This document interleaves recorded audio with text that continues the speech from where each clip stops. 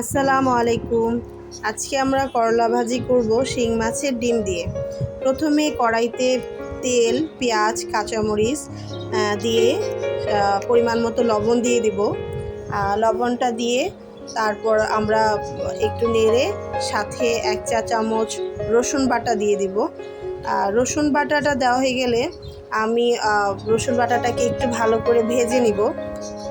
এতে করে রসুনের যে কাঁচা একটা গন্ধ সেটা থাকবে না। তো রসুনটা আমার ভাজা হয়ে গেছে। এখন আমি এটাতে মশলা অ্যাড করব। আমি এখানে 1 চা চামচ মরিচের গুঁড়া দিব, 1 চা চামচ হলুদের গুঁড়া দিব এবং 1/2 চা চামচ ধনিয়ার গুঁড়া দিব। মশলাটা দেওয়া হয়ে গেলে একটু নেড়ে তারপর আমি পানিটা দিব মশলা কষানোর জন্য। এখন আমি একটু পানি দিয়ে দিব। এতে করে কি হয়, তেলের মধ্যে যদি মশলাটা কষানো হয় তাহলে উপরে তেল মরিচের যে একটা কালার থাকে সেটা তাড়াতাড়ি চলে আসে আর কি। তো আমি সবসময় এভাবেই করি। তারপরে আমার মশলাটা সুন্দর করে কষানো হয়ে গেলে আমি শিং মাছের ডিমগুলো দিয়ে দিব। এখানে শিং মাছের ডিমের সাথে শিং মাছের যে তেলগুলো ছিল সেগুলোকে আমি সুন্দর করে পরিষ্কার করেই তারপরে নিয়েছি। আমি এখন সুন্দর করে এটাকে একদম ভাজা ভাজা করে নিব।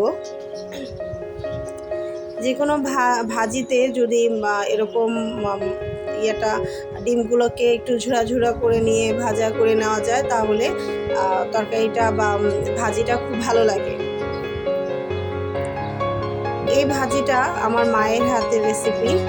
আমি জানি না সবাই এভাবে করে কিনা, হয়তো বা করে। তো আমি আসলে মায়ের থেকেই শেখা। আমার মা যখন শিং মাছ আনে তখন আনার পর ডিমগুলোকে সে আলাদা করে রেখে দেয় করলা ভাজি করার জন্য। এটা আমার অনেক পছন্দের একটা ভাজি।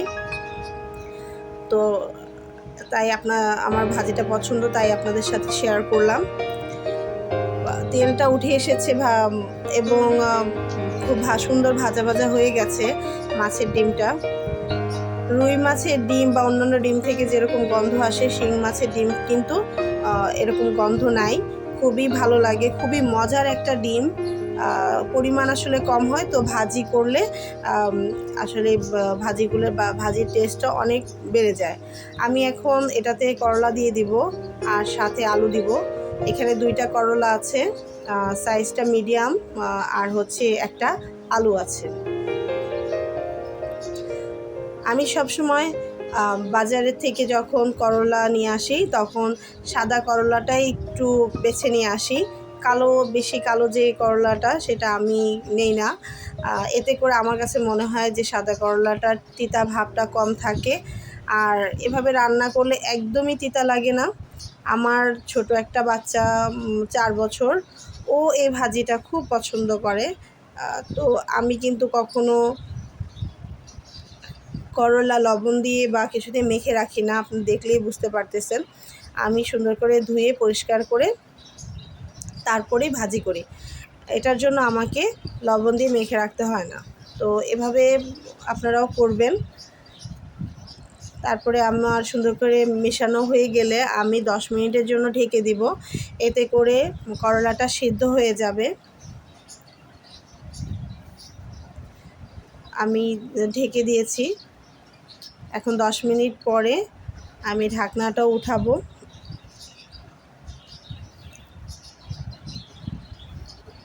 ঢাকনাটা উঠিয়ে আবার একটু মিশিয়ে নিব। এটাতে পানি দিতে হবে না। ভাজিতে পানি না দিলেই যতটুকু পানি ঢাকনা দেওয়ার পরে উঠেছে সেটাতেই পুরো ভাজিটা সিদ্ধ হয়ে যাবে।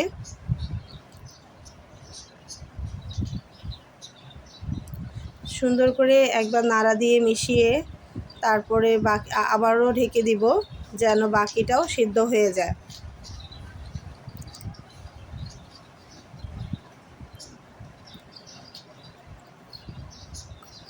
করলা ভাজি আমরা যখন করি তখন একটু তেল বেশি দিয়ে মোটামুটি ভাজা ভাজা করে নিই, কিন্তু এই ভাজিটা সেরকম হবে না।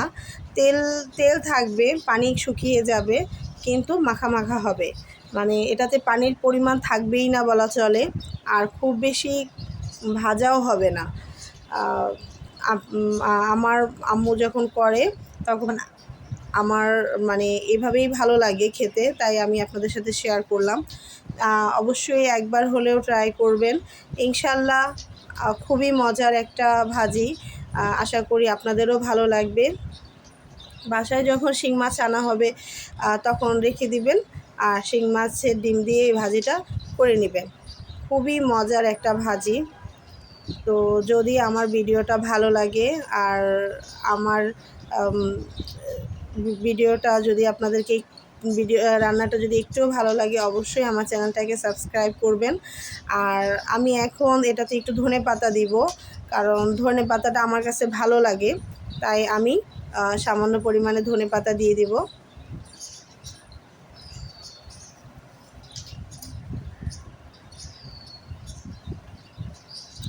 ধনেপাতা দিয়ে একটু মিশিয়ে তারপরে একটু ছড়িয়ে দিব। যতটুকু পানি থাকবে সেই পানিটাও শুকিয়ে যাবে। তো পানিটা শুকিয়ে গেলে ভাজির কালারটা দেখবেন একদম তেল তেলে ভাব চলে আসে।